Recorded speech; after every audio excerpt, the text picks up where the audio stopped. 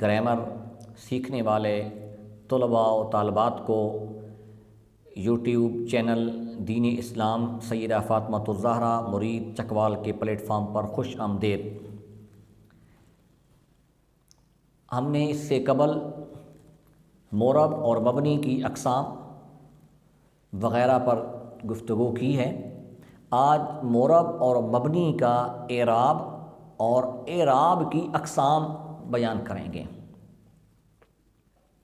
سب سے پہلے یہ بات ذہن میں رہے کہ سادہ الفاظ میں اعراب زبر زیر پیش کو کہا جاتا ہے اردو زبان میں، لیکن جب زبر زیر داخل ہوتی ہے مورب کے اوپر تو نحوی حضرات اس کو الگ اپنا نام دیتے ہیں، اور جب زبر اور زیر مبنی پر داخل ہوتی ہے تو مبنی کی زبر زیر پیش یا جزم وغیرہ کو وہ نحوی حضرات یا عربی کی اصطلاح میں اس کو اور نام دیا جاتا ہے۔ سب سے پہلے یہ بات ذہن میں رہے کہ اعراب کی دو قسمیں ہیں۔ ایک کو اعراب بالحرف کہا جاتا ہے اور دوسری کو اعراب بالحرکت کہا جاتا ہے۔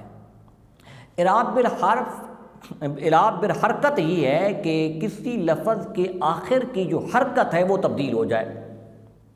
حرکت میں زبر زیر اور پیش آ جاتا ہے، اس کو اعراب بالحرکت کہا جاتا ہے۔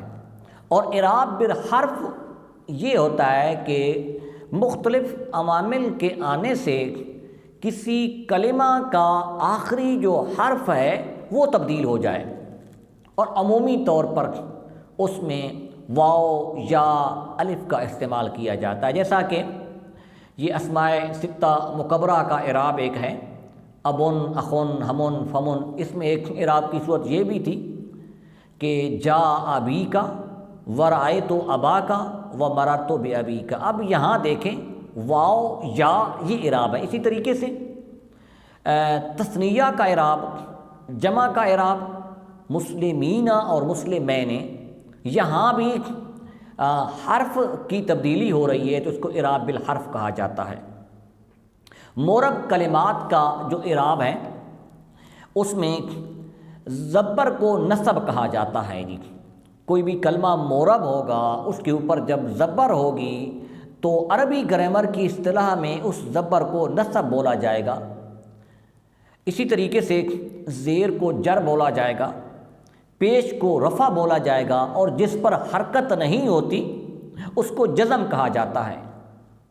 اور جس کلمے کے اوپر زبر یعنی نصب ہو اس کو منصوب، جس کلمے کے اوپر زیر یعنی جر ہو اس کو مجرور، جس کلمے کے اوپر پیش یعنی رفع ہو اس کو مرفوع، اور جس کے اوپر حرکت نہ ہو اس کو مجزوم کہا جاتا ہے۔ یہ مورب کا اعراب ہے۔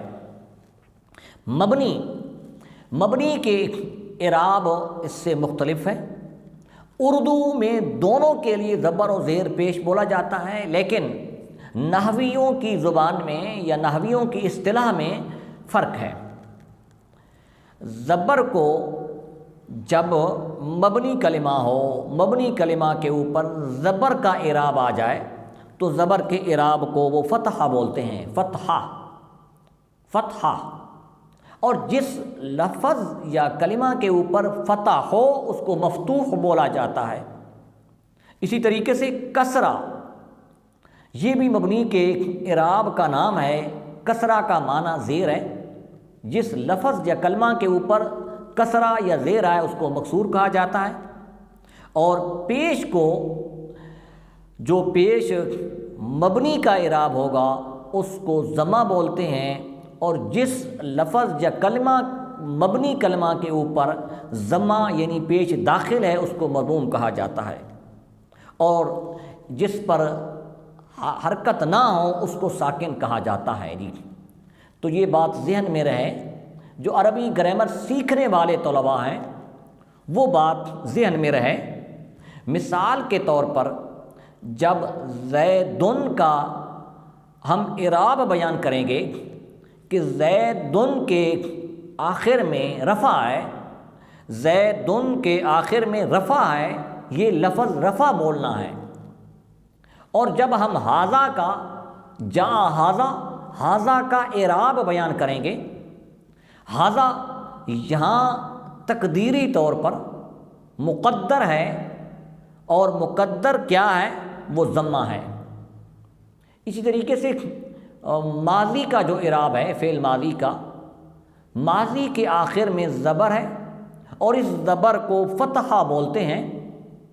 یہ بات ذہن میں رہے کہ ماضی کے آخر میں بھی زبر ہے، اس زبر کو فتحہ بولتے ہیں، اس زبر کو نصب نہیں بولنا۔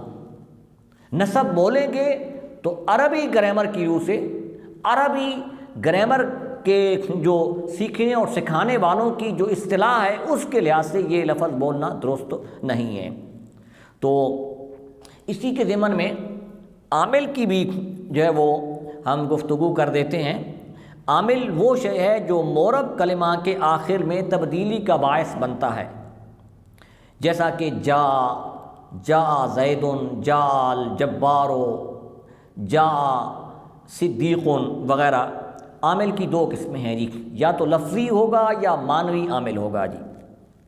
اچھا، لفظی عامل تو جتنے بھی آئیں گے، حروف مثال کے طور پر جازمہ ہیں، حروف ناصبہ ہیں، اسی طریقے سے حروف شرطیہ ہیں، یہ بہت سی جو ہے وہ آ جائیں گے، یہ سب کے سب لفظی عوامل ہیں۔